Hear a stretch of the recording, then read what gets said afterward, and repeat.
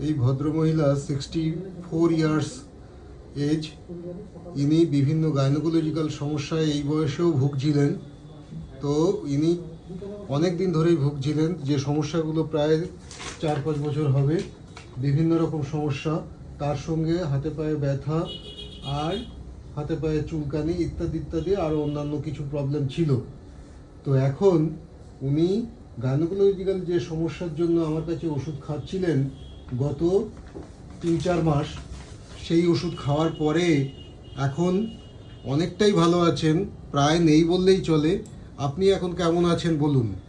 এখন অনেকটা ওই বিষয়ে ভালো আছি, কিন্তু হালকা হালকা একটু একটু দেখা যায়। অনেক ভালো, এখন 100 থেকে 99% ভালো হয়ে গেছে।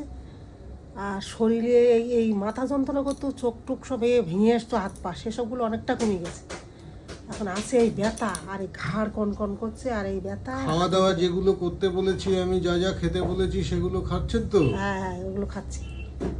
আর যেগুলো খেতে বারণ করেছি সেগুলো খাচ্ছেন না তো? না। ভিজে কাপড়ে ভিজে চুলে থাকবেন না, ভিজে চুল বেঁধে নেবেন না, একসঙ্গে অনেক জিনিসপত্র নিয়ে কাছাকাছি করবেন না, ঠিক আছে? হ্যাঁ। আর কিছুদিন ওষুধ খান, মনে হচ্ছে পুরোপুরি ঠিক হয়ে যাবেন। মনে থাকবে? হ্যাঁ, ঠিক ঠিক আছে। আছে। হুম।